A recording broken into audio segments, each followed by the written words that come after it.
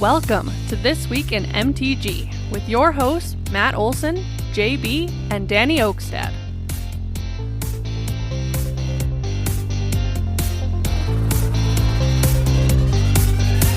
Hello and welcome, Magic folk, to episode number 81 of This Week in MTG, your aggregate news source for all things Magic the Gathering. We are your hosts. I'm Matt Olson. Up there we have Danny Oakstad. And over there we have JB. Yeah, there. JB decided to make sandwiches and didn't share any with the rest of us. That's fine. I had tater tot hot dish. Oh, god damn. Here I was gonna dogpile on JB for sandwiches, and now it's like knowing that you had tater tot hot dish and you didn't even. It was the last of the remaining leftovers. You monster. I love tater tot hot dish. Though I mean, I did have tater tot hot dish this last weekend. My wife made some, and it was So did I. very good. Tater tot Mine hot had dish is beef always in good. it. So did mine. What? Yeah, Maddie just didn't eat any because she made it for the rest of her family when they were in town this weekend. Yeah. And so she didn't eat any, but she made a whole sheet for everybody. That thing was good. Ooh, it was so good. Nice. Never go wrong. Tater tot hot dish. Right? Hey, JB, tell Mrs. Boggle tater tot hot dish has corn and green beans in it. I mean, I tell her that every time. Doesn't mean it works. I know, but Maddie put it in there, so that's what matters. And I she's guess not I from really, she's I not don't from the think I've Midwest. really had it with green beans because that'd be green bean casserole. No, you just have you got corn, you got green got beans, corn. you got carrots, you can have peas in there as well. You can have lima beans. Lima beans, You guys are just onions. adding No, you just shit put to in that. chunks of onions and then you mix it all in with the beef. It's not super concentrated with all these vegetables. putting way too much stuff on it. All you need is cream of mushroom, cream of chicken, corn, beef, lots of cheese, and tater tots. Wait. Cream of chicken? Yes, just try it. Who does cream of chicken? It's cream of mushroom. Cream of mushroom and cream of chicken. Ah. Just try it. Only if you'll try it with green beans. I'll be fine, but it's just the fact that tater tot hot dish should only have corn in it. D-Moose has it right. Frozen mixed vegetables. Just gets everything in there. It's a good layer of a good spreading of vegetables in the tater tot hot dish. Yeah, True it's all story. right. Always good. And then you toss the tater tots in Cajun seasoning. Yeah. Which We've never done Cajun seasoning, but we've sprinkled it with Cajun seasoning and then cheese. And yes, there's always cheese on top. You just drench that thing with shredded cheese. it's cheese on the bottom and cheese on the top. In between, so the tater tots are just covered in cheese. Oh! I thought you were talking at the bottom of the pan. It's like you don't put cheese at the bottom of the pan. It's so the tater tots just stuck to the meat. Okay. I was about to say we were gonna have some issues there. And if you use a right pan, it's non-stick anyway. So don't worry about the cheese burning. D-Moose says half chicken, half mushroom is amazing. Okay. Well, I'll have to give that a shot because every time my mom has made it, it's only been cream of mushroom. I guess that's the only way that I've known how to make it as well, is just cream of mushroom. That's how my mom makes it, but Brittany's sister's like, hey, put half chicken in it and go half mushroom. So depending on how much you're making, it's just a little extra flavoring. Interesting. But anyways, enough of This Week in Hot Dish. Yes. Oh my god. Jesus. Hot dish. Let's have the most Hold on. Midwestern podcast ever. Write this down. Did you? Okay, so Let me sneak past you and grab the ranch. Everyone, ask your grandma for the favorite hot dish recipe and send it to us by this email. So the Miles You Betcha guy, did you know that there is another podcast that's underneath him called the Hot Dish podcast or whatever? And it's hosted by a couple of his other friends. I can't remember. I've never listened to it. I listened to the trailer, and I guess it's hosted by the guy from Wisconsin. No, it's the lady. Isn't it the lady? Yeah, it's the Hot Dish podcast is two ladies that just talk about things that are going on, I guess. Huh. I don't know if it fell through. The last I heard of it was, back in November of 2020. So maybe it didn't go through. It didn't pan out as planned. I don't know. But yeah, you should hit up Miles and see if he can get us on. Oh man, that would be. Hey. What? Hey, guess what? Just tell him, hey, I take your garbage away. Right? Yeah. I'm your garbage guy. So apparently, the Fargo Target, you know how it just got its renovation not that long ago, is getting another freaking expansion. Yep. What? How? Yeah. Where? $7.3 million expansion renovation. Where at? Inside? Or are they? They're gonna put a liquor store in it even. Where? Yeah, it's apparently on the east side of the building. You mean the west side? Uh-huh. Well, I mean, I guess there's a little room on the east side. I would have imagined that they would have just like taken off the west side parking spot. I think they're adding another entrance. Remember correctly? They're adding like a liquor store and I think expanding like the sit down area. Well, does that mean that they're expanding in front of it? Because you're talking the sit down area by the pizza ranch and.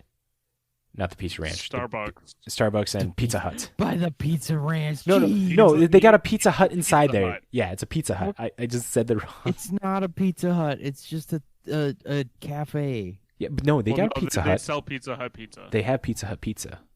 They got the Hut. It's one of the few spots in town you can actually get Pizza Hut. I think that's, yeah.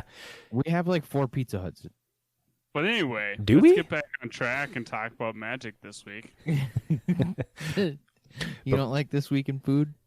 Before we jump into Magic, let's hear an ad from our sponsor now. Oh, I thought you were going to say let's hear from This Week in Basic Bitch.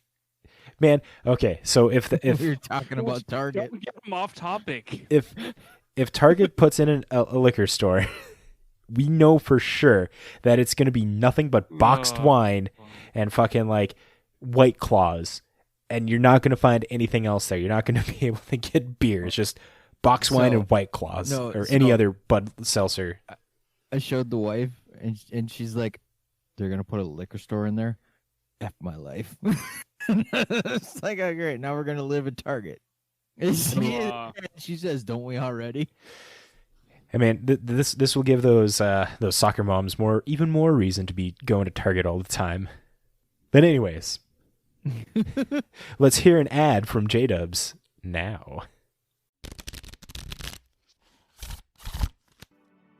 Thank you for listening to This Week in MTG. If you would like to show support for us, you can check out our amazing sponsor, J-Dubs Sports Cards and Gaming, located in the Westacre Malls in Fargo, North Dakota.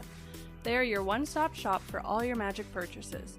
They are always stocked up with Ultra Pro and Dragon Shield sleeves and playmats, Commander Precon decks, plus they have an abundance of booster boxes ranging from Amonkhet to Zendikar. J-Dubs also buys and sells Magic singles at competitive prices.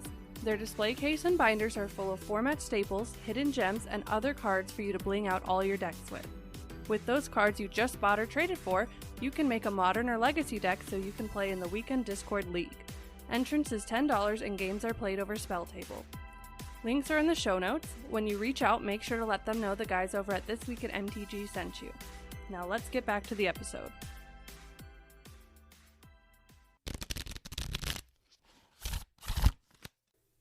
And thank you, J-Dubs, for sponsoring us.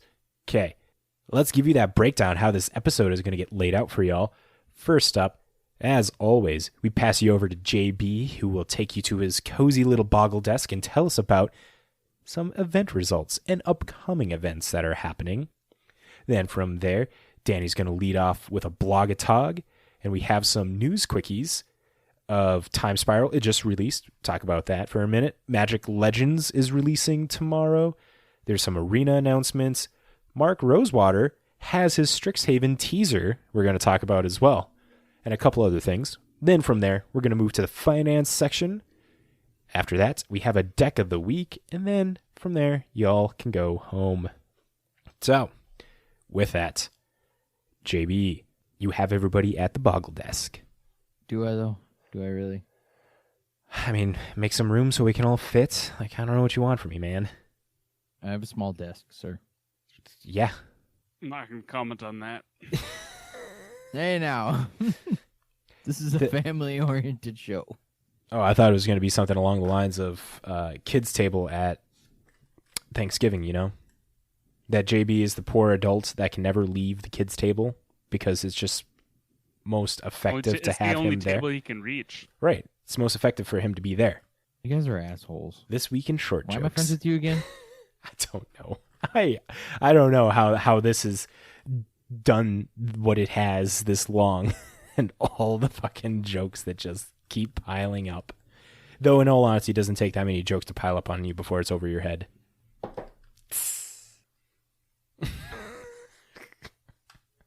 This week in short jokes. We got you covered there. JB, tell us about those event results. I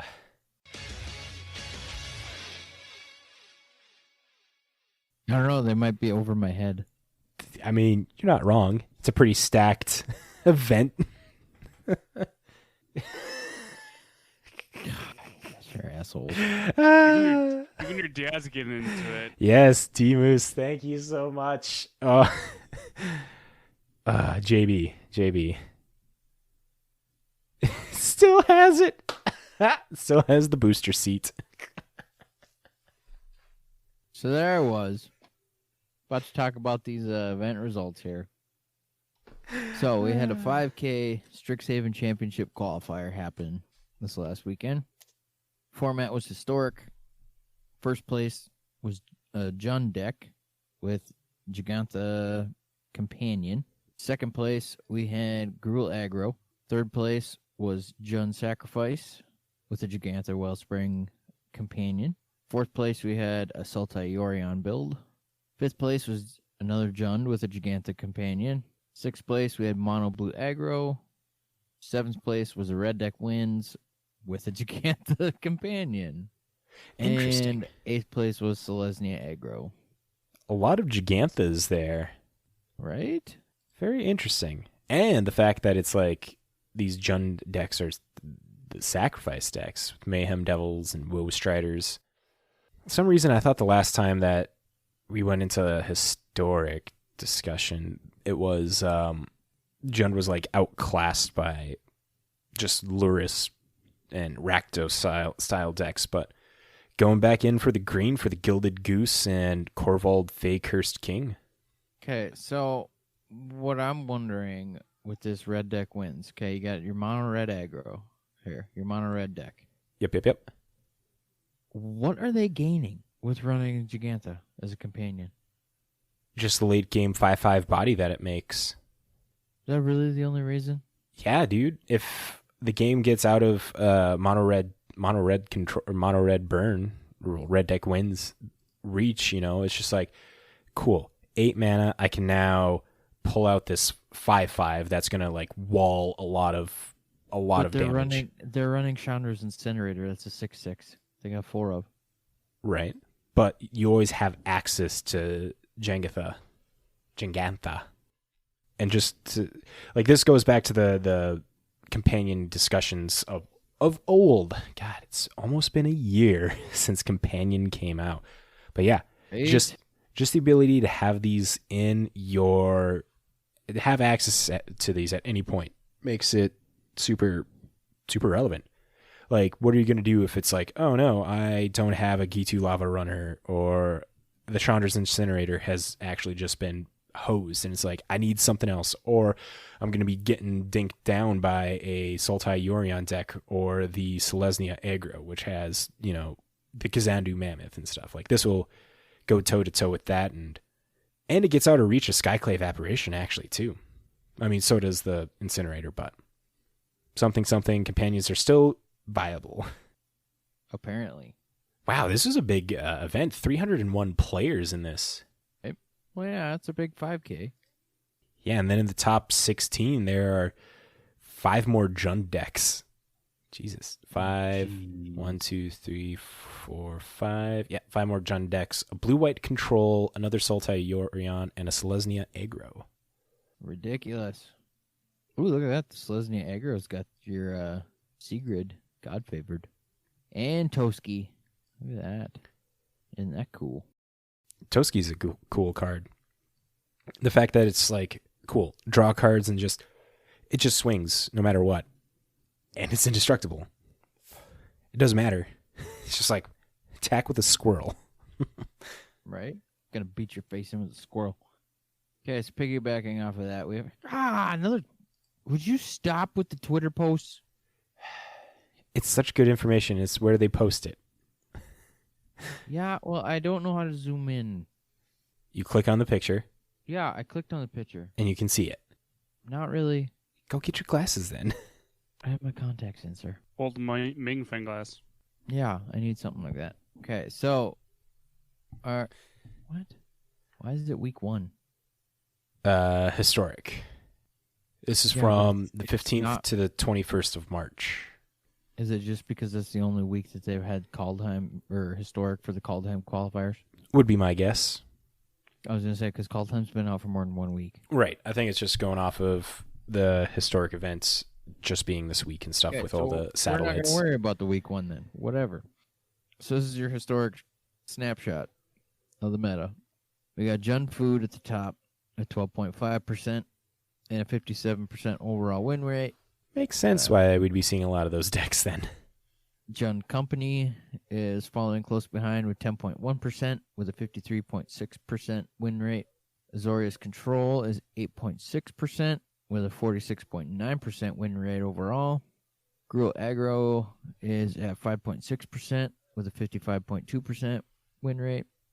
Sultai Ultimatum is at 5% with a 49.2% win rate. Bant Control is at 4.9% with a 48.1% win rate. Angels is coming up there. I like that. 4.6%, and it has a 48.5% win rate.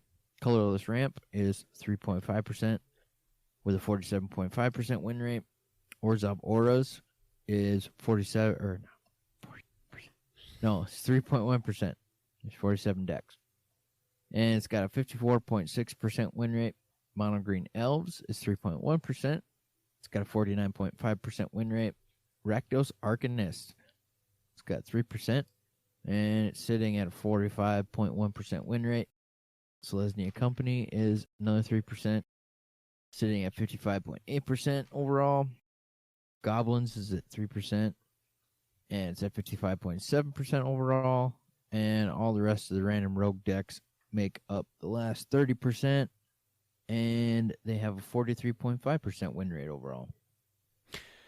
So those angel decks, I remember hearing about them, that it's like a collected company style deck with Resplendent Angel is one of the things that it does in there. Like, it doesn't get bigger than Resplendent Angel, if I'm not mistaken. I'm going to look up a list here real quick. Well, this is an Orzhov one that does well in a best of one. I don't think that's what we're looking for, but let's type in Selesnya. There we go. Got that. There we go. Historic Angels. Yeah. Angel Vitality, Bishop of Wings, Resplendent Angel, has Soul Warden, Speaker of the Heavens, Youthful Valkyrie, and all of that can be hit off a collected company. It's kind of exciting to see. Right? All right, so that'll do it for our past events. For upcoming events, we have the Kaldheim Championships coming up March 26th to the 28th. There is going to be a $250,000 prize pool. And see, it's going to be broadcast on Twitch beginning at 9 a.m. Pacific time each day. So that'd be 11 for us here in the Midwest. Yes. This Week Yes, in it Time will. Zones has your back. This Week in Time Zones does have our back. Deck lists are open. Looks like our casters are going to be Maria Bertholdi, Riley Knight. I don't know how to say that. Alida? Cool alias V Eileen. on is your Twitter handle. Cool alias. Sure. We'll go with that. Paul Chone, Cedric Phillips, Marshall Sutcliffe, Manny Devotee, and Hey You. Yeah. So it looks like there's going to be 210 people from the MPL and Rivals League to top qualifying competitors through all the qualifiers, through Magic Online and Arena. First place is going to take 15K. Second place will take 12K. Third place will take 9,000. Fourth place will take 7,000. Fifth through sixth is 4,500. 7 through 14 is 3,500. 15 through 31st is 2,500. 32nd through 56th gets 1,500. 57th through 106th gets $750. And 107th through 211th is $500. That's pretty dope. Right? And it looks like they get some... That playmat is pretty sick. Right? We're getting there. So for all the swag, all the participants get a Kaldheim Championship backpack patch, a Tybalt's Trickery playmat that does look pretty sweet, Kaldheim Championship branded dice tin with D6 and assorted sleeves, Kaldheim toque, so I'm assuming it's the hat, and they get some draft boosters from Kaldheim. I don't know the story on Tybalt's in Kelheim, but he's breaking away from chains. I wonder what got him locked up. Oko. Did Oko really lock him up in Kelheim? I don't know.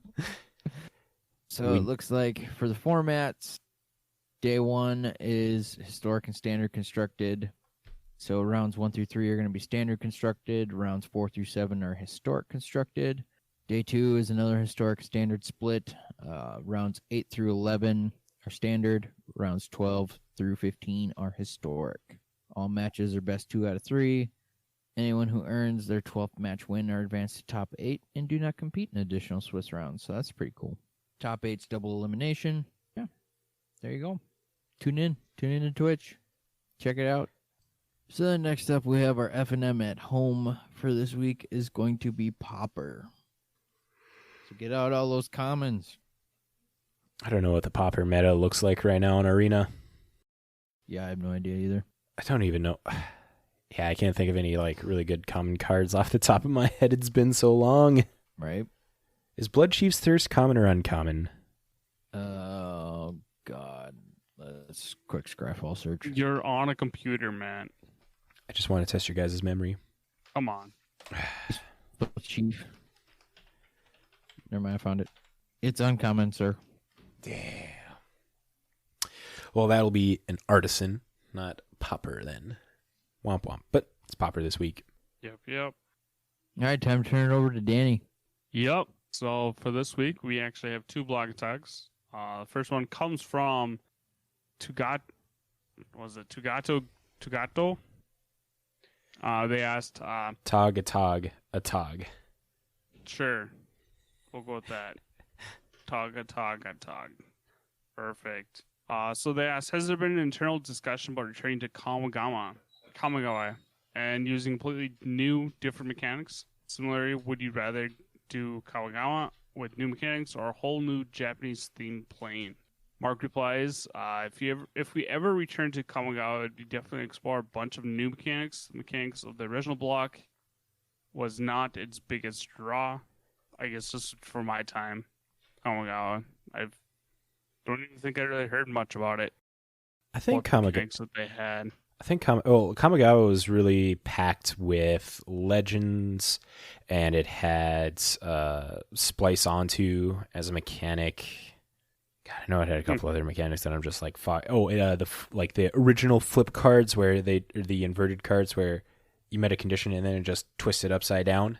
Oh, yeah. It had those as well. Yeah, the one-sided cards. Yeah, Bushido as a mechanic as well. Yeah. Honestly, I think right now everything that they have is just like new and improved of what they got in there. First off, we've already had legendary-based sets with Dominaria, and now with Kelheim, the Theros super legendary rich in there as well. So I think if they did a return to Kamigawa, like they got all the pieces. Modal double-faced cards would resolve the flip cards, the OG flip cards of Kamigawa age. Yep. I think they're just, I don't know why. I honestly don't know why they're. I wonder if there's ever a super internal retaliation. I don't know if that's the right word. If there was something that happens where it's like, yeah, we can't actually do another set on Japanese culture maybe. I'm trying to think. Have they done something since? Well, I mean, they got ninjutsu was in there. Ninjutsu's a beloved mechanic. Yeah, I don't know what they were talking about. That the mechanics of the original block was not its biggest draw. I wonder what he means by that. Nobody plays the flip cards. Nobody runs anything with Bushido. Yeah, but you had all the legendaries. You got the ninjutsu as well. Okay, but honestly, And how the many Splice on cards Archon, out of like the we said. Kamigawa block really get like legitly played compared to other blocks besides Kiki Jiki? Yeah, good point. Anyway, we'll go to the next one from Machine Priest Exemplar. They asked, I know it's very far away right now, but I am curious about some of the finer release details with the 2 Initiate sets that are coming out later this year. Are they both in standard? Are they both full-size sets? Do they rotate out at the same time? Were they designed with each other in mind? I am surprised no one is freaking out about it. 2 premiere sets at once that seem to be entering standard at the same time is unpresentable. Or, wow, words are hard. Yeah, unprecedented. I don't know what the word is because I can't say words. Unprecedented. Anyways, there we go. You said it, Matt. I gotcha. Mark's reply back was both sets are full-size sets. Both are standard legal. They come out about 2 months apart, and they are not changing how many sets are being added to standard during the rotation window, just moving around when they come out. I guess that was a question I always had too, is like, was both of these Initiate sets coming out the exact same time? But obviously this is saying they're not. So again, 2 months like just a normal set. Because spoilers started for Strixhaven. I guess technically they started the 25th, but there's already been 2 sneak peeks as of today, Monday, the 22nd. Anyways, that was it. I wasn't going to do the blog talk about all the spoilers and all that, but we're going to talk about that later. But let's move on to the quickies with some Time Spiral Remastered. Yeah, so Time Spiral Remastered released last Friday. If you were anybody who's anybody, you might have watched our stream opening up a box of that stuff. Got some good pulls. We opened up a Restore Balance, an Ancestral Visions. What was the we had one really good. Well, there's the Katsali Pridemates and Restoration Angel in the old border. There's a Ponder as well. Urborg. There's an Urborg that was opened. Pretty solid stuff. What else did we open in there? It was fun. That's it. It was fun. But we all like opening packs. Yeah, so anybody out there that has opened up Time Spiral Remastered, let us know what your favorite thing that you opened up was, or what you plan to get. Yep. Some other quick news here. Tomorrow is the launch of Magic Legends. Today there was the pre-release event that was going on where you could get access to it. It started at 11, but tomorrow is when it launches, and 10 a.m. It launches at 10 a.m. Pacific, so it'll be noon for us here in the Midwest tomorrow. So with the open beta nearly upon us, we're excited to announce that the preload for Magic Legends is now available over the weekend. You can download the game client, game files, and any additional patches from both Arc and Epic Games ahead of the PC beta commencing. So once the server opens on the 23rd, you'll planeswalk right into the multiverse. So unfortunately, you guys will be listening. If you're listening live on Twitch right now, you should be able to jump in if you got a PC, download all the files and the clients. You won't be able to log on, but you'll have it all down. So tomorrow at noon or 10 a.m. Pacific, you can just log right in and start playing. Nice. And moving along, it looks like Star City Game job openings they're looking to fill. Sadly, they're all in Virginia. So if you want a job with Star City Games, it looks like it could be moving if you get it. I guess a few of them that they're looking for is a junior stack web developer, processing assistant, media coordinator, and inventory solutions associates, purchasing representative /buyer, and third-party sales platform associate. Just a few things. Looks like they're all full-time except for the processing assistant, which quick look at it, it's literally just a order picker, 24 hours a week. For those who are listening out on the East Coast. Or if you want to move to the East Coast. Or that too. The incentives have to be real for you to move out there for that. Imagine it's a good job. It's a decent job for part-time. I don't know if I'd be picking up and moving across the country for a part-time, though. Yeah, for $9.50 an hour. Right. The other ones were full-time. They all had pretty good benefits, looked like, so. If you move over there, move over there for those ones. Yep. Okay, so it looks like Magic Online tweeted on the 17th that they're investigating the issue that's kept recent league deck lists from posting. They do not have an ETA on the fix, but it's being worked on. And apparently, we looked into this and tweeted about an hour ago asking if there was an update on the deck list post getting fixed. Still waiting to hear. Yeah, it only has results from the 10th. It was a Pioneer League, or a Pauper League, was the last deck list that they showed on there. So that's kind of unfortunate. A couple big Magic analysts in the community, Hagen Kirk and Anali Yai, both. I love reading their analyses on leagues and the meta as it's shifting and evolving. So I want them to get their hands on this data so we can see the meta breakdown. Next up in the news, there were some Magic Arena announcements on March 17th. This is from the magic.wizards.com articles page. They're like another announcement post. We just had the historic anthology.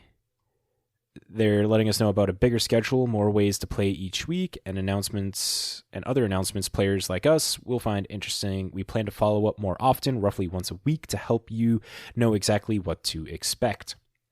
So they got playing in historic times, reminding us that the historic anthology 4 is available from now till June 10th for 4,000 gems or 25,000 gold.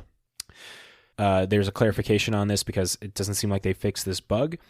The confirmation screen when purchasing the bundle states you received 1 copy of each card, but that's a visual bug, as you will receive all 4 copies of each card upon purpose.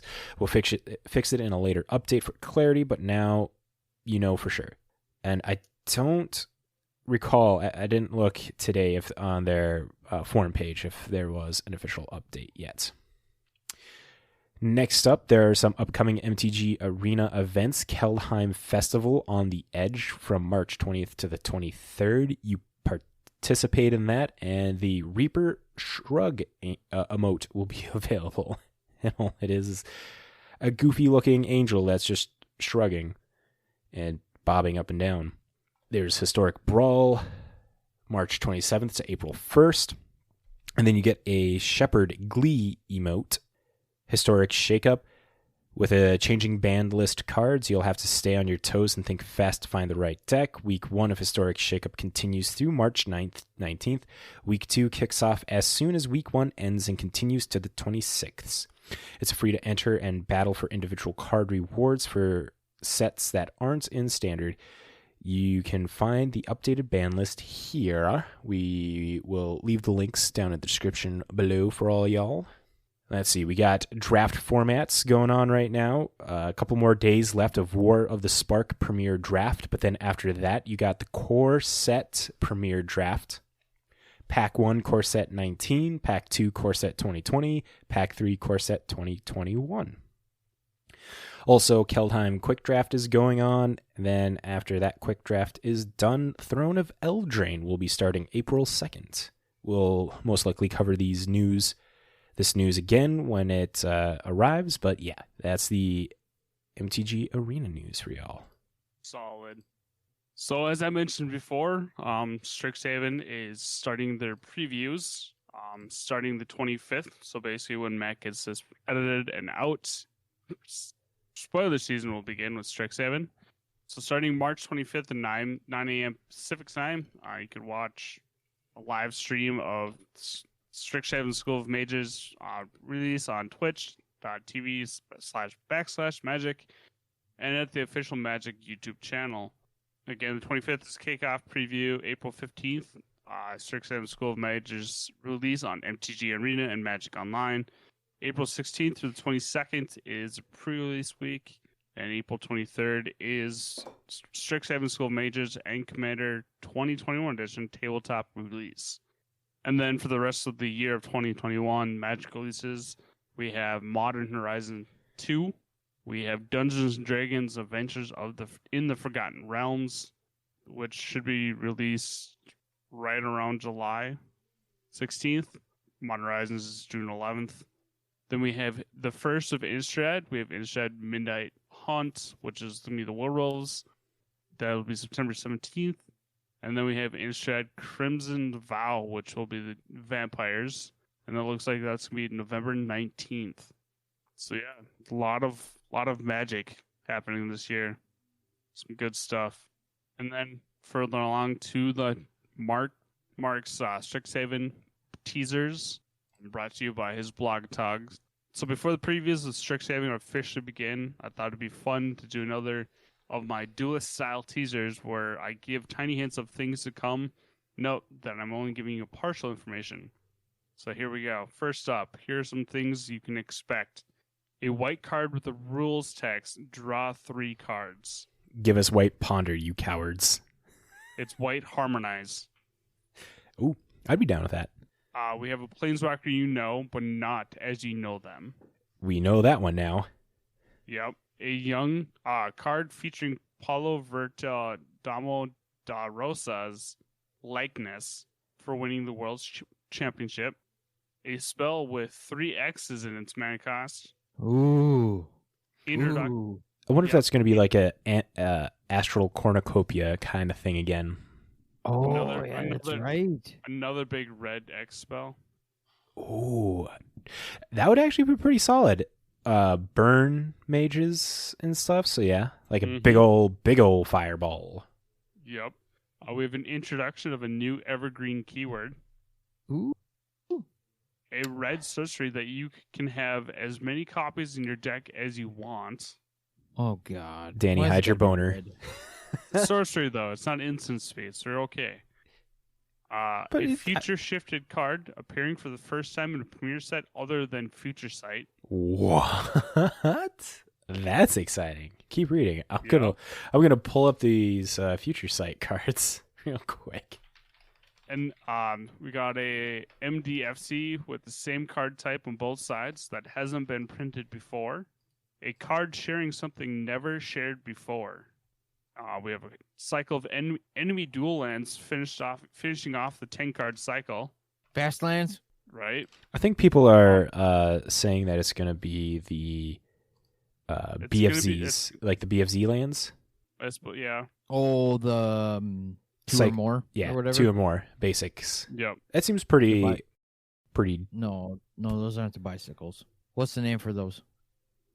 They're just the BFZ. Bicycle lands? No, they're just the BFZ lands. The bicycle lands are the Amonkhet lands. Oh, yeah, the cycling ones. I mean, it could be the other color of the bicycle lands, the Amonkhet lands, because it said it's enemy, right? Yeah. Yeah, and enemy would be. Yeah, because the Amonkhet lands were ally, weren't they? Because Yep. they were. It was Golgari, not Golgari. It was Azorius, Dimir, not Boros. Ah, jeez. You think we would know all the enemy color pairs by now? I gotta visualize. Hold on, let me look at the back of a card here. Oh yeah, they had a Selesnya one. Selesnya, that one. Yep. Gruul, Rakdos. Yeah, Dimir's one. Perfect. Anyway, let's move along. So here are some snippets from rule text that'll appear in the set. Search your library and graveyard for up to 4 creature cards with different names. Otherwise, put a study counter on it. Whenever a permanent enters the battlefield, causes a trigger ability to trigger. Untap each creature you control, then tap any number of creatures you control. Pay 10 life. Repeat this process 6 more times. Okay, we already know yeah, down we've from. seen that one. Yep. Pests, pests, bats, insects, snakes, and spiders. Oh, pests. That's a new creature type. Yep. Each mode must trigger a different, or must target a different player. That's commander targeted. Yep. Whenever an opponent activates an ability that isn't a mana ability, Counter that ability. Make it white. where X is the number of cards in your library. Oh, that's blue. And finally, here's some creature type lines from the set. Creature turtle druid. Nice. Creature bird warlock. Creature frog wizard. Creature spirit dwarf. Creature troll druid. Creature eye bat. We're getting eyes back. Whoa, that's pretty cool. Homunculus. We have an eye bat. That's a weird one. And then we have legendary creature vampire warlock, legendary creature orc shaman, legendary creature dryad druid, and legendary artifact creature construct. We're getting Karn back, confirmed. Yep. He's a creature now. And we can find out the answers to some of these clues and other Strixhaven news on March 25th at 9 a.m. Pacific Time. Tune in early either on twitch.tv/magic or on our official YouTube channel, like I said before. So, do you think, since Strixhaven is this whole like school-oriented thing or whatever, do you think they'll print Urza as a headmaster? No. Yeah, probably Isn't not. isn't Urza on the reserve list? Urza headmaster. They can print a card called Urza. They did and it. have it have any sort of ability they want. I don't know if they can, but I mean, I'm not talking about like a reprint of Urza. Like I'm Yeah. talking about like straight up, just an Urza card, like a new Urza. I don't think they'll have them as headmaster because the Elder Dragons are the headmasters of each school of Strixhaven, or each guild of Strixhaven. So if I think they'd have to have like a 5-colored dragon be the headmaster. So Nicobolus is not coming back. Good. So because he's still locked up. I have two thoughts. This is falling back to that future site border. Yep. First one that I think it could be Storm Entity. Okay. Red 1, elemental 1/1 with haste.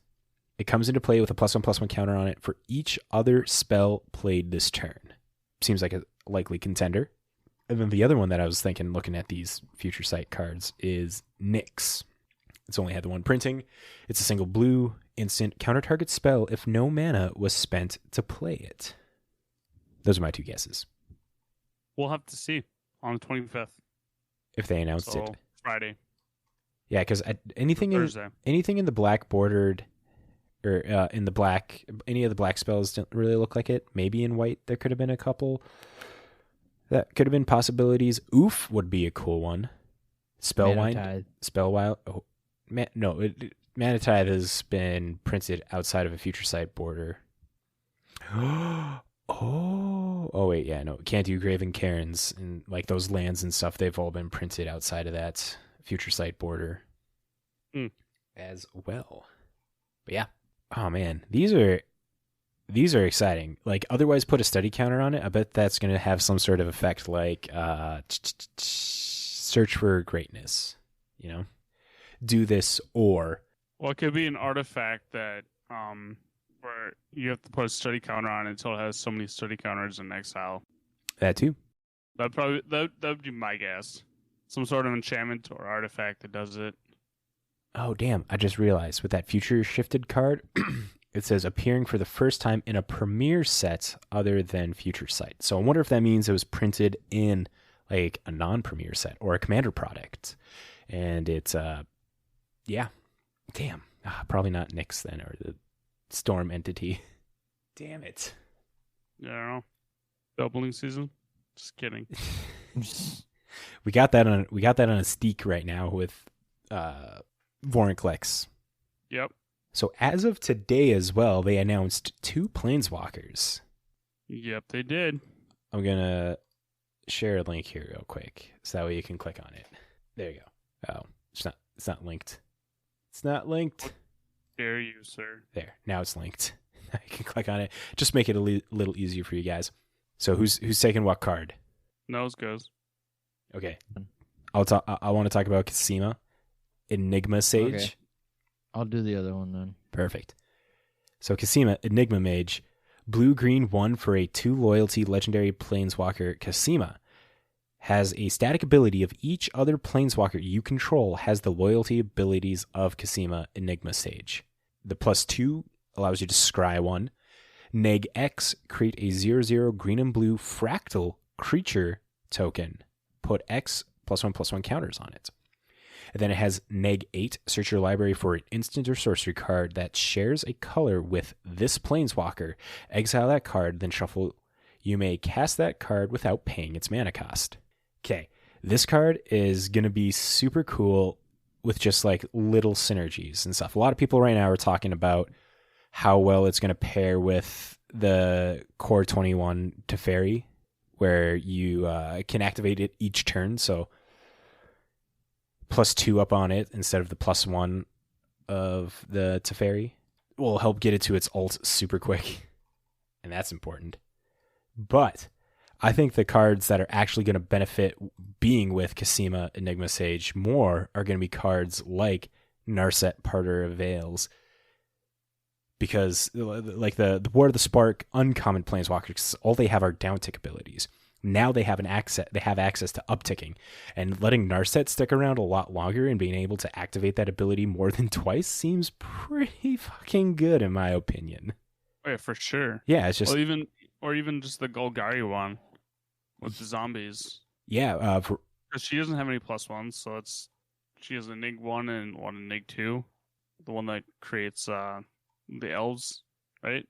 Ooh, I gotta look at what set did that one come out in? The War Sparks, I think. The only Golgari one that came out in Vraska. Yeah, it doesn't make. Those Nig 2. That's yep. what it was. Yeah, it makes Assassin. Yeah, that's what it was. Yep, that's what threw me off there. That sounds like elves. I didn't for think some there was reason I only had the shit out elves. But yeah, that's because of the new Golgari Elves deck. Right. EDH deck that came out. But yeah, for Vraska, yeah, it's just a way to make more assassin tokens. Exactly. It's not bad. And then also with Saheeli, Sublime Artificer, another one, when you cast a non-creature spell, you make a servo token. This one is going to be super... It's going to pair super well. Like these 3-mana walkers, along with Kasima, I think are going to be not too shabby. Mm-hmm. And so, and then also with like Ashiak Dream Renderer, I would be remiss if I didn't talk about one of my favorite planeswalkers, Ashiak Dream Renderer, the one that spells and abilities your opponents control can't cause their controllers to search their library. So you just uptick on Ashiak to scry 1. Next turn, you get 2 more activations of milling and exiling graveyards. Seems not half bad.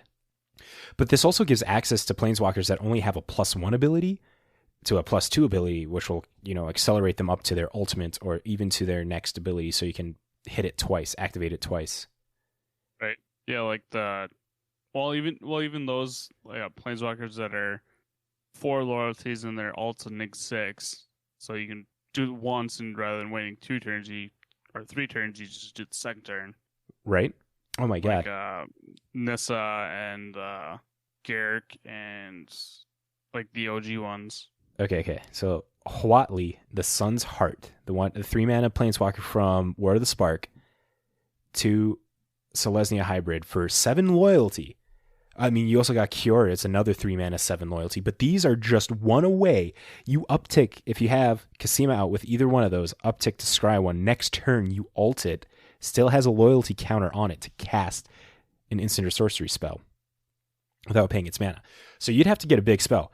And in Standard, you got things like Ulrun's Epiphany. You got Emergent Ultimatum. You can get any of those ultimatums as well. Let's see. Instant or sorcery that shares a color with this planeswalker. Okay, so if you do Kiora, Behemoth Beckoner, it'd have to be a spell with blue or green in the mana cost. So that's already just super easy, because that's just a straight up Simic deck at that point in Historic. Oh my god.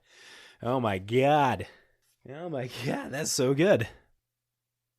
Yeah, this is going to be cool. Even in Super Friends and EDH, having multiple planeswalkers just to have the scry ability would be pretty dope. Or if, in EDH here again, you cast these planeswalkers, they all have doubling season, and they all have this ability, the ult ability here of search your library. It's just like everyone that comes in, just give it that negate ult now and cast instances and sorceries. They'd have to be pretty powerful, and depending on the planeswalker. Like if a planeswalker has a pretty weak ability, maybe, but a weak ultimate ability, Kasima seems like a pretty fair planeswalker as their self already. Should just mention that here and now.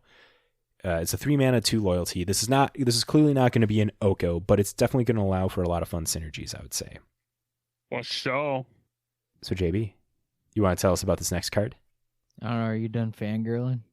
I don't know. I was just thinking of different things and brews inside my head. I don't know what else you want from me. Oh my god, you can totally tooth and nail with Kasima Enigma Sage on the ult. Is Entwine an additional cost, or choose both if you pay the Entwine cost? Damn. So it's not an additional cost. So you can't cast it, pay the Entwine after the fact. Still, getting tooth and nail is not too bad. But continue, JB. I'm sorry. Stole your thunder there. Are you done? Yes. You sure? Yes. Okay. So the next one we have Professor Onyx. For 4 black, you get a legendary planeswalker, Liliana. Dun, dun, dun, dun. So you get 5 loyalty planeswalker. It has a static ability of Magecraft. Whenever you cast or copy an instant or sorcery spell, each opponent loses 2 life and you gain 2 life. It's got a +1 ability of you lose 1 life, look at the top 3 cards of your library, put 1 of them into your hand and the rest into your graveyard. It has a -3. Each opponent sacrifices a creature with the greatest power among creatures that player controls. And the ultimate is a -8. Each opponent may discard a card. If they don't, they lose 3 life. Repeat this process 6 more times. That is fucking brutal. Yup. Brutal.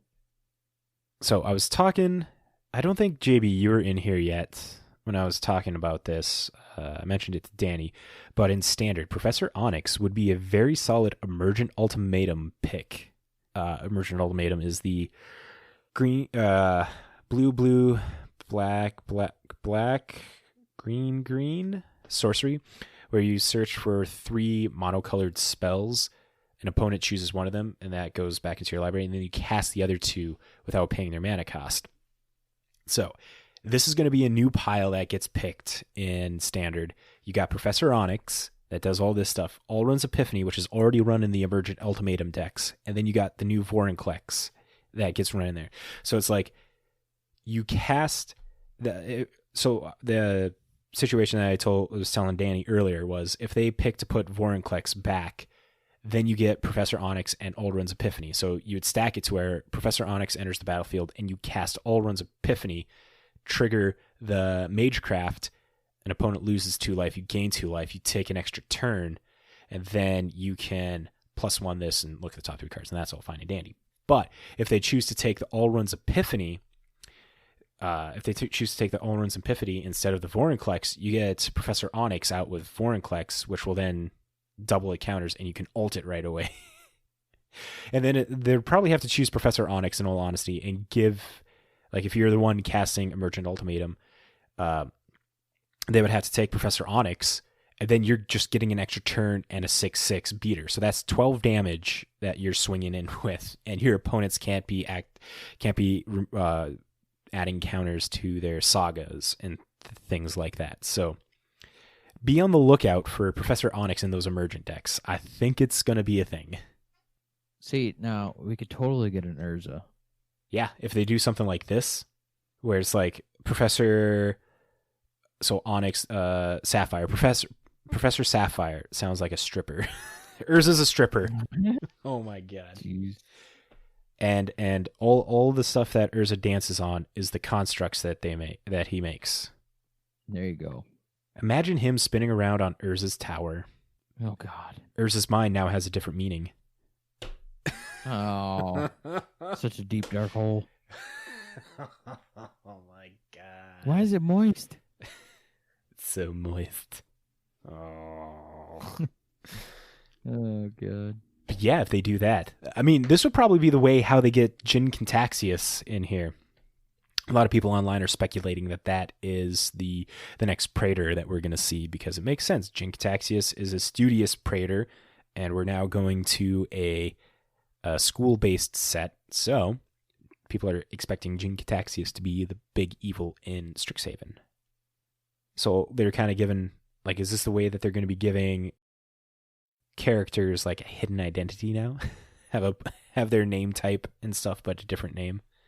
Be like, haha, it was me this whole time. Something along those lines.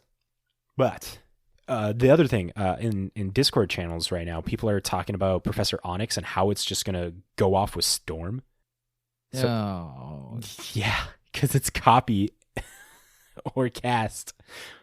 So you have a grape shot, or people are saying in Legacy, Tendrils of Agony, which is 3 black or 3 black or 2 black, and for the amount of spells that you cast, you can make a copy of Tendrils of Agony, and an opponent loses 2 life, you gain 2 life, and so that would stack up. Just having 4 spells on the stack is 16 life lost and gained. 5 is an instant kill, and it's not that hard. Like with that Tergrid deck that we were talking about the other week, ramping out to 6 mana might not be bad. Like, there are probably going to be some mono black Storm decks, possibly. I think that'd be super cool to see. It would pair very well with Ral Zarek as well, because that Ral Zarek, Ral type Ral. live Scryfall search. Yep. Ral, Storm Conduit from War of the Spark. 2 blue, red, 4 loyalty, Ral. When you cast your copy and insert a sorcery spell, Ral's Storm Conduit deals 1 damage to target opponent or planeswalker. So it kind of does a makeshift that. Having both out is definitely a win more, and you're definitely you're diversifying out what you probably don't want to diversify out on. Maybe. But I mean, Grixis Planeswalkers has been a deck in Standard before. So I'm not saying it's not going to be a thing, but I think it'd be a cool thing to see those two in a historic deck together now. Any other comments from you guys on Professor Onyx? Nope. Black, I don't play it. Do you think this will go in like Jund style decks? I don't know, because it's a 6-drop. That's the problem. Let's see, cast instant. So it's going to need to be very instant sorcery, and Jund isn't very instant and sorcery heavy, so yeah. I mean, Grixis would be a good place for it. So maybe there will be a Grixis Planeswalker deck, or a Grixis control deck. Bunch of instances of sorceries get cast. Ooh. And then things like the twin cast, that new Foretell dual cast spell. I can't remember what it's called, and so I'm going to look it up. Dual Strike. Yep. Red instant. When you cast your next instant or sorcery spell with converted mana cost 4 or less this turn, copy that spell. You may choose new targets for the copy. So with that, you cast this, they lose 2. You cast your next spell, they lose 2, they lose another 2 because it copies that. That's pretty dope. So that's 6 on potentially like a few mana. Professor Onyx is a very interesting card, and I'm excited to see what better Magic players than us are going to brew around with this, hopefully. Okay, so quick side note here. Okay. You know how I was talking to Josh about the time spiral stuff, and how he pulled that foil Thoughtseize. Oh, yep. MTG Stocks has it at $462.50. Does it really? Yes. Oh my god, no. Yeah. The Kiki Jiki foil that he pulled too is a $200 foil too. Jesus. Yeah, those foils, man, like they're time. To put this in perspective, okay? With the foil prices on these freaking time shifted cards, okay? I pulled that foil time shifted ethereal armor. Yeah. It's a $16 foil. Yeah, the foils in the time shifted time that puts it into perspective right there. What's the normal foil price of ethereal armor going for? Like $1, maybe. Okay, so a 16x multiplier. Does the 16x correspond? Let's see. So market price is 43. That's about. It's almost that. It's a little over 10 times the. It's a 10x multiplier on the Thoughtseize in the time shifted from non-foil to foil. It's because they're super rare. Right. Mm-hmm. So I mean, it makes sense if a 10x multiplier on a super rare foil card of these, and everybody, for my understanding, maybe in JB, maybe you can give us your insight on it as well. The foiling of the old time shifted cards is actually good, but the time spiral cards themselves, the foiling on those, if you opened up just a normal foil time spiral card, are curling like a Pringle. I mean, I noticed a little bit of curling on mine, but I wouldn't say it's quite Pringle status yet. Give it a week. We'll see what happens. And these are on just the normal time spiral cards, not the time shifted ones. Right. Okay. That's exciting. God damn. Well, this seems like a pretty solid transition then for you, JB, to lead into NFTs. I don't want to read this article because I have no idea what NFTs are. Oh, yeah. I'll take this one because I was more interested in this one. There you go. Thank you for saving me. Okay, you're leading off the finance section then. No, I have cheap pickups, remember? We're trading now, sir. No. That's not how this works. Okay, the next thing we're going to be talking about here is this article from Hipsters of the Coast. Art for 2 islands become the first Magic NFTs to be minted. This was on the 16th. So the article reads, the first 2 NFTs, or non-fungible tokens, of Magic the Gathering artwork were minted within hours of one another by their original artists yesterday. So that would be the 15th. The first illustration announced on Twitter was The War of the Spark Island by Kristen Zergibble,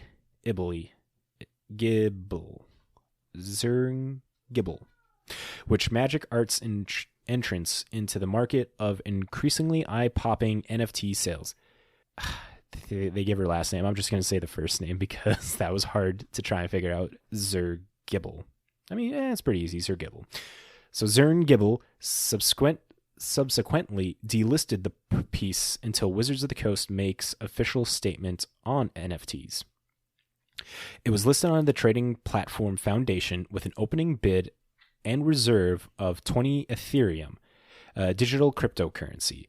The amount is equivalent to just under $35,000 at the time of writing. Minutes later, another island, this one from Magic 2012 island Peter Mornbacher, was also announced on Twitter.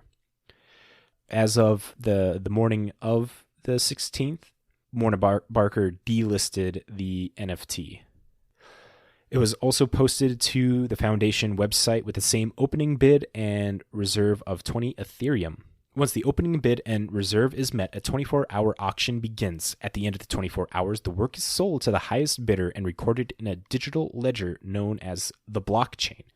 These are both one-of works, never to be minted again, and once recorded, can be held, sold, traded in perpetuity. Words are hard. However, the owner of the NFT does not acquire the copyright to the image nor the original digital file. Wizards of the Coast is a subsidiary of Hasbro Incorporated.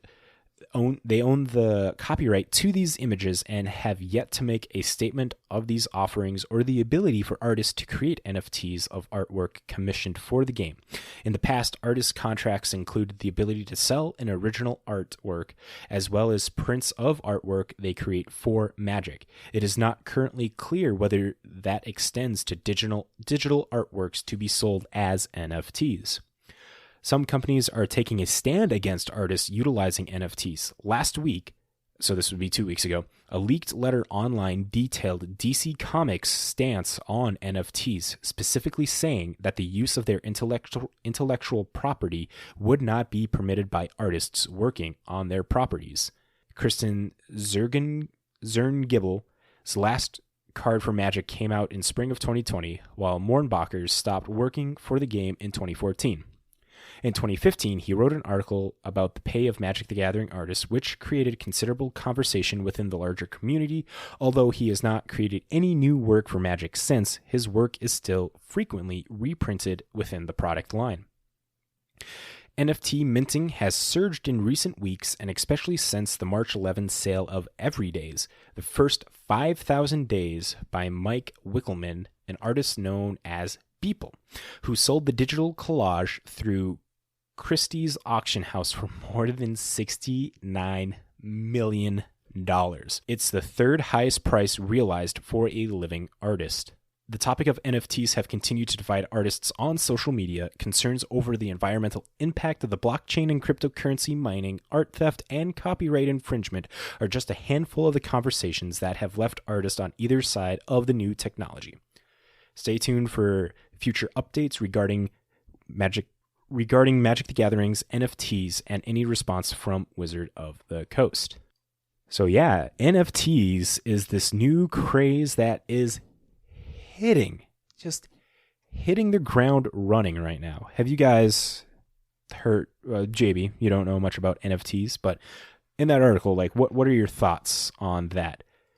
It's just another avenue for more stuff to get sold, more collectible items, more exclusive content kind of a thing. Sure. Exactly. I'll be honest, I totally wasn't listening. I was scanning ahead in the finance section. Wah, wah, wah. That is a wah wah wah. Imagine that. I did not. JB not paying attention. Me not paying attention? No. Never. But it does bring up a lot of interesting points of conversation, and would love to talk more, but this podcast is going on pretty long. So let us move on to the next part, which is the finance section. Mm-hmm. Cha-ching. Okay, so we read off from the Weekly Winners article on MTG stocks. The article comes out on Fridays. We read on Mondays, so there's obviously going to be a little bit of difference in the prices, but if you want, you can click on the links, click on the cards. It'll show you the actual pricing that day.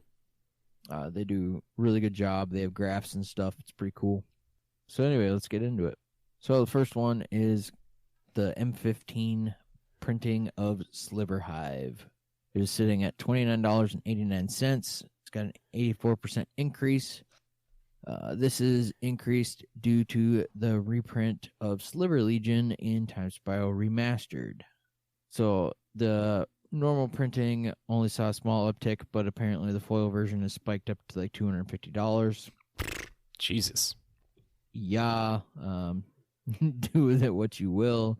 I guess this is a Sliver staple, so pick it up, sell it, do whatever you want.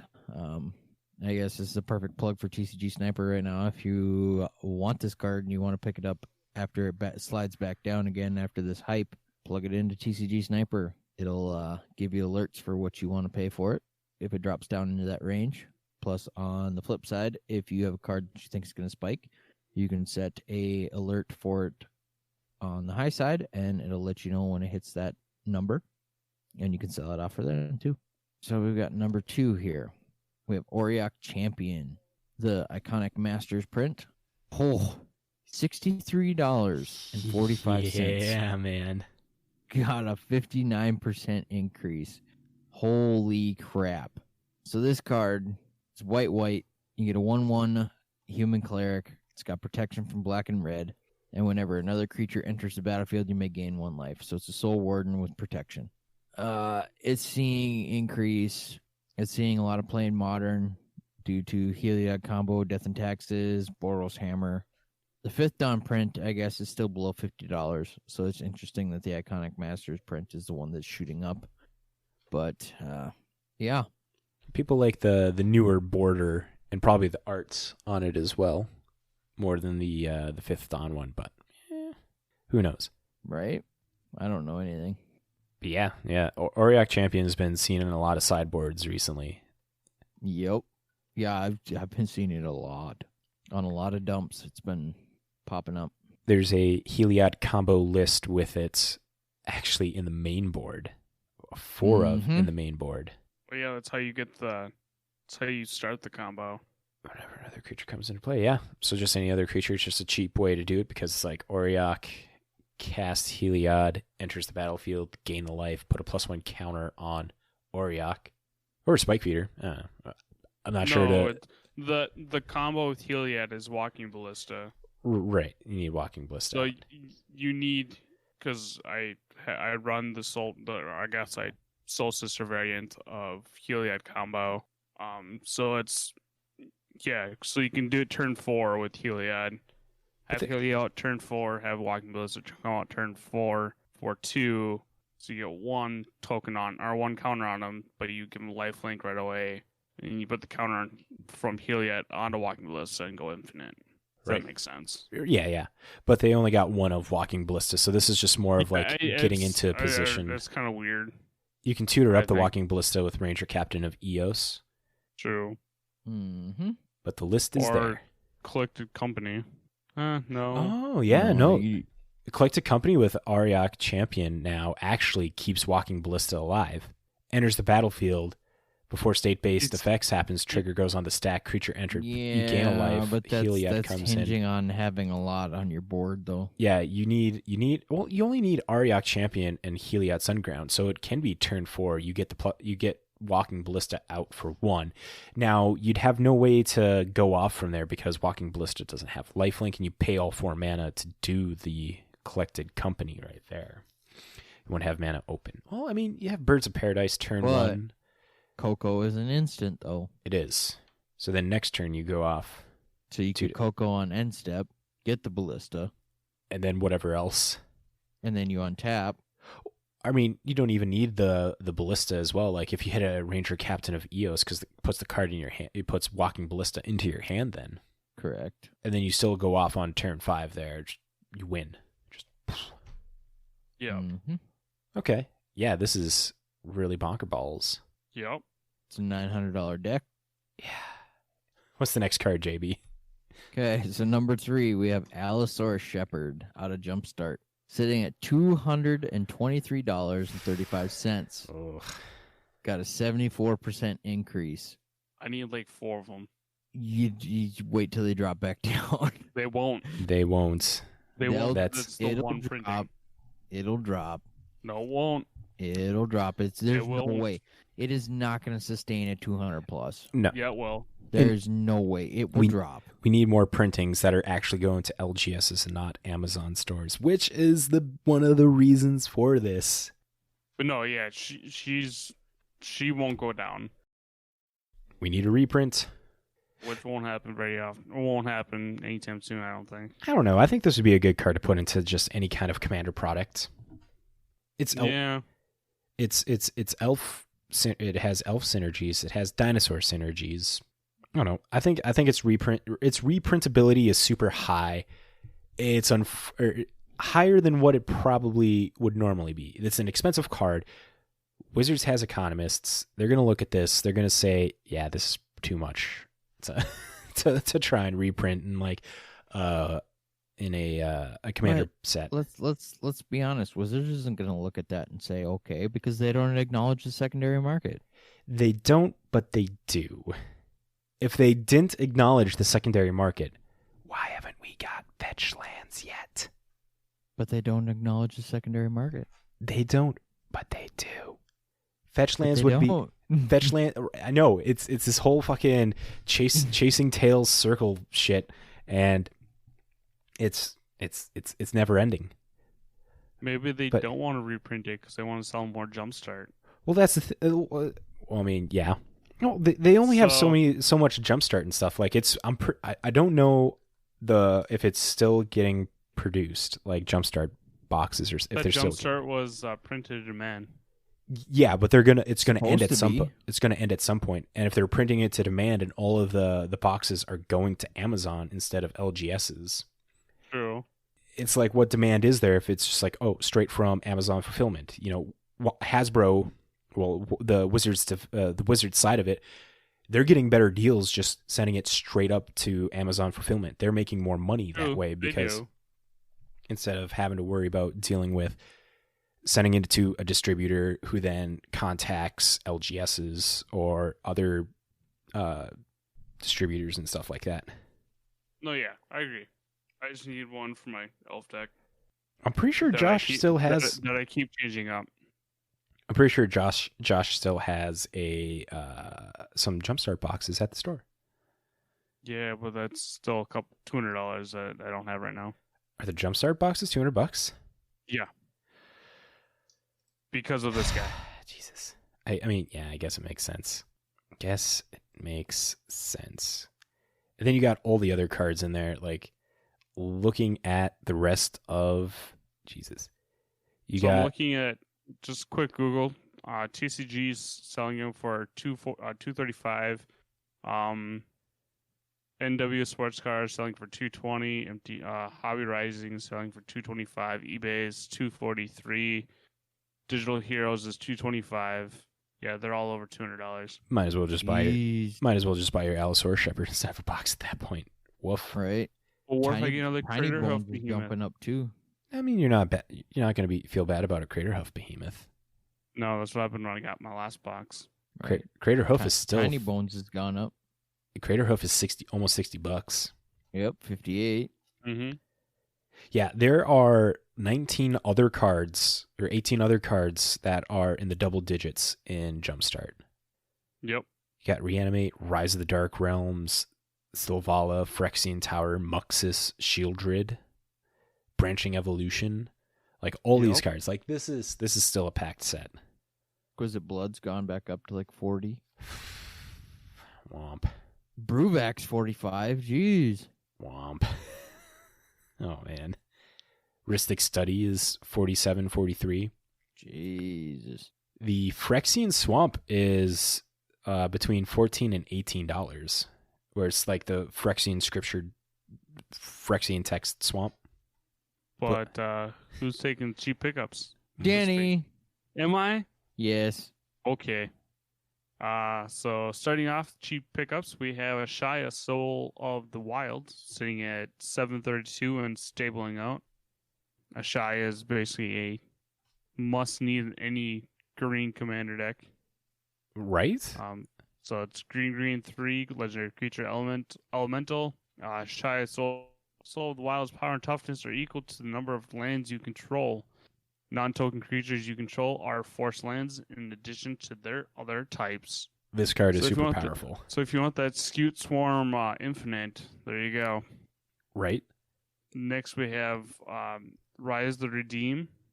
It's sitting at $330, trending down slowly. It is a hybrid green-white legendary creature elf warrior with 2 hybrid green-white tab, create a 1/1 green-white elf warrior creature token, and then it has 4 hybrid green-white tap. For each creature token you control, create a token that's a copy of that token. Maybe I need this in Rith. It's really good. It's really good. All of your tokens double. Right. And then we have Orvar the All Form, sitting at $608, trending down slowly.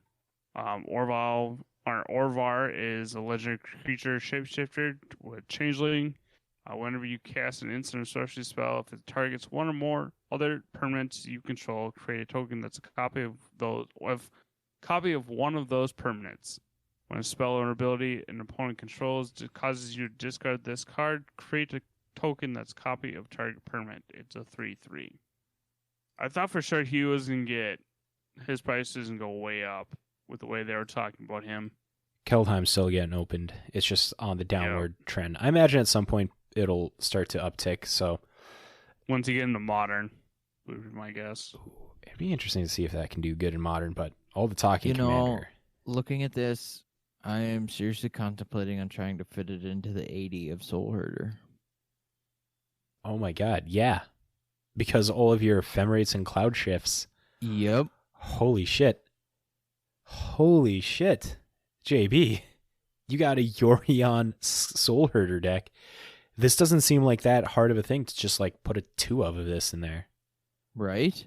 And then it gives you kind of a bit of defense against like Croxus style decks, Rakdos discards and rack decks or Thoughtseize kind of things. Like, I mean, they're not going to be making you discard this if they Thoughtseize your ass, but you know, if it comes down to it, like last card in hand, they Thoughtseize, you just try and pull out your last card. It's like, haha, it's an Orvar.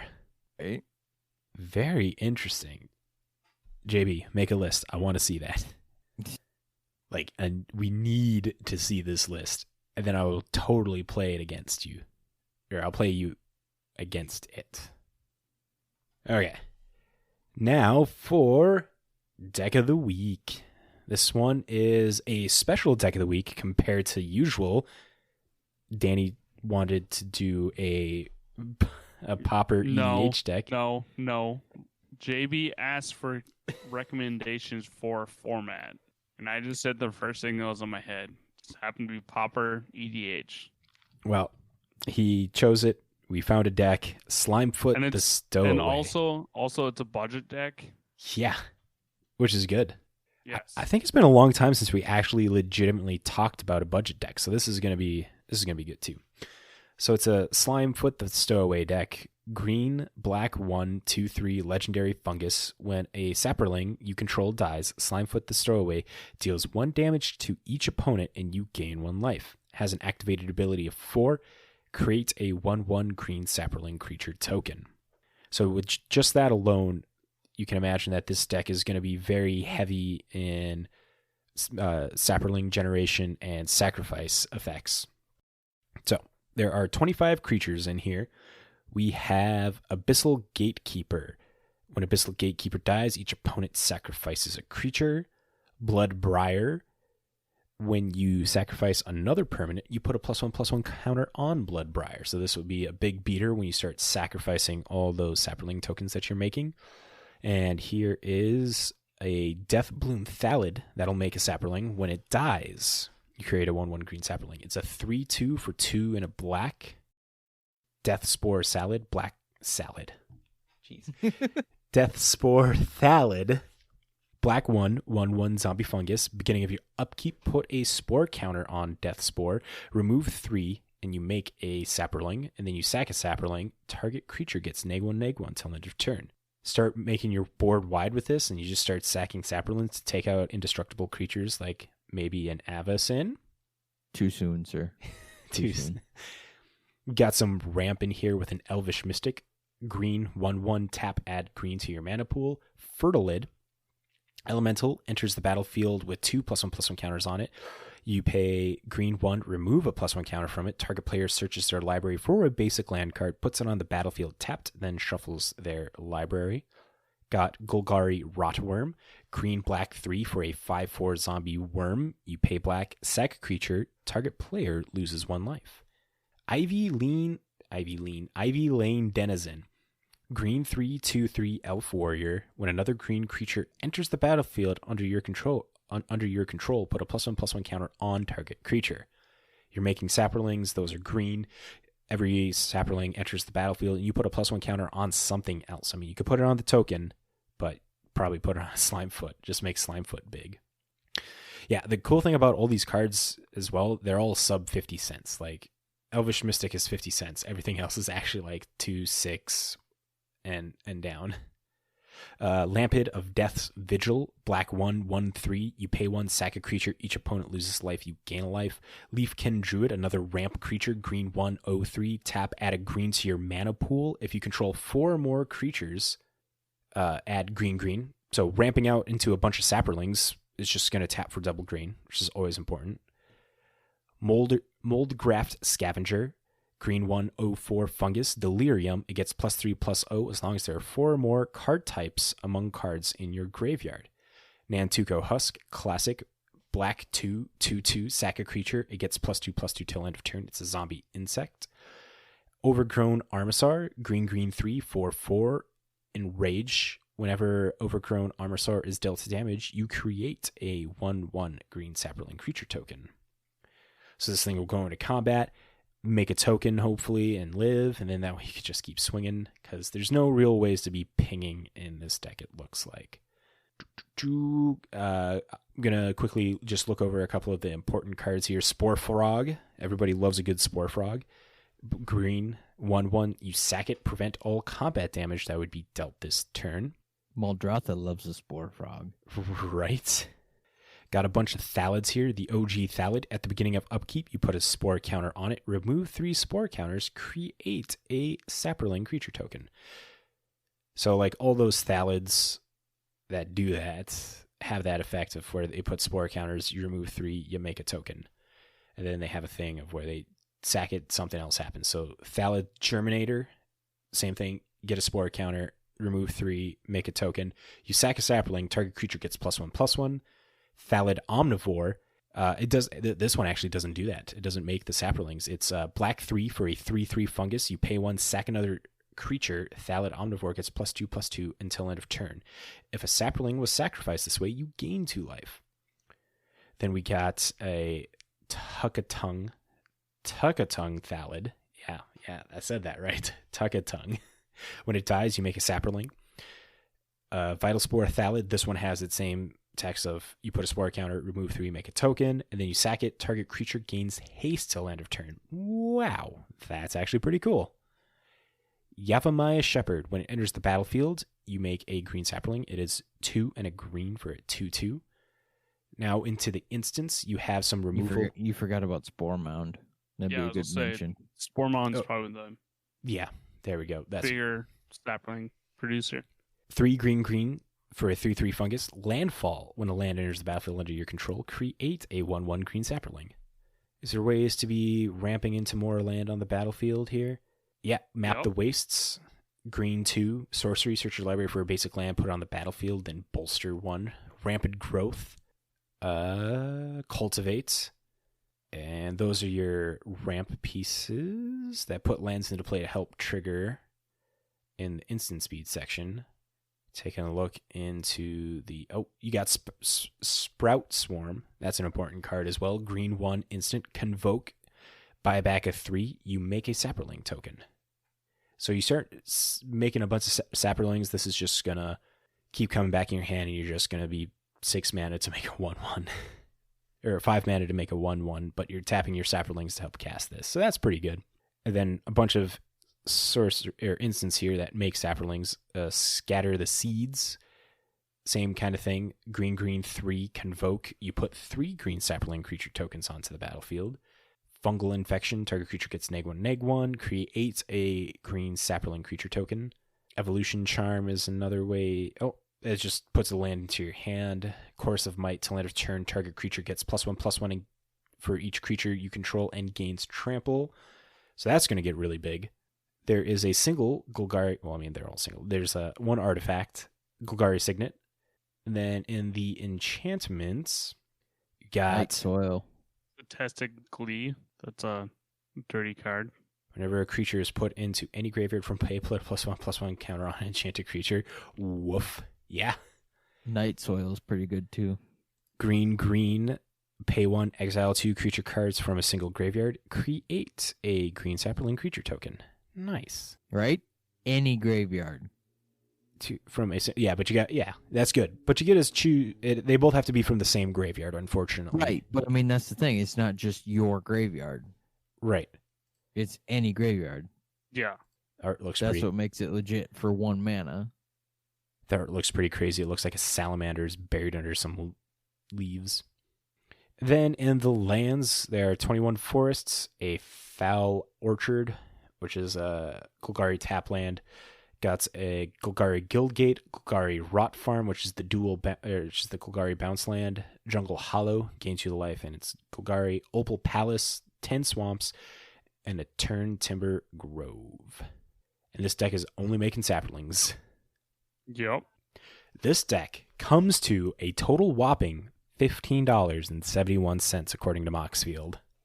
The most expensive card. Oh wow, Vitalize. I think. Yep, $3.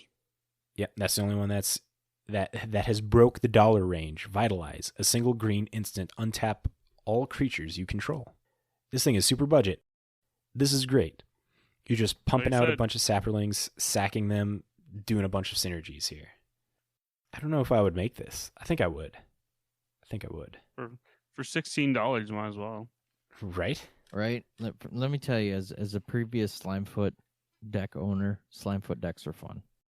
Would this make you get into Pauper Commander then, like this Slimefoot build? Maybe. Like, the cool thing about this is, like, it seems like it does everything. It makes tokens. Not much for card draw. I'll take that back. Not much for card draw. You got a good amount of ramp. Honestly, I've thought about rebuilding Slimefoot. To what end? You going to do budget? Pauper? No, just for funsies. See how competitive I could make it. Well, I bet you can make it very competitive. This deck looks really good. Links down in the description below. You guys got any comments on that? Nope. Perfect. This will give us plenty of time to thank all you legendary Magic folk for making it to the end of episode number 81 of This Week in MTG. Go check out the podcast. We're on Spotify, Stitcher, Apple Podcasts, Google Play, any other place where better podcasts can be found. You can watch the podcast live on YouTube and Twitch. Go subscribe and follow on those platforms so you can get notified when we go live or when a new episode gets dropped. You guys can follow us on all of our social medias. We have Facebook, Twitter, Instagram. We share and post MTG news, stuff that we're doing on there. Another good place to follow us is in our Discord that we got. We share deck ideas there, round up people for spell table games, discuss all things MTG, and there are also other channels to discuss different topics like Pokemon, Minecraft, or sharing music. If none of those ways are acceptable ways for you want to contact us, you can also send us an email at thisweekintmtg@gmail.com. Send us comments, concerns, feedback, criticism of any kind. We appreciate all that because we are striving to be your guys' source for all things Magic the Gathering. We have a Patreon. Join the Patreon if you enjoy the content that we're making. If it's worth it to you, we have 2 tiers. You get put into drawings for booster packs and for other cards. Links in the description down below for that. Follow us on Moxfield, where you can look at our decks and see if JB will make a Slimefoot deck, or if he will make those changes to his Yorion Soul Herder deck in Modern. And finally, go send love to our amazing sponsor, J-Dub Sports Cards and Gaming. Now, if there's nothing else to be said, do you guys have anything else? Nope. Like he said. Well then, we will catch you guys next week. See ya. Bye.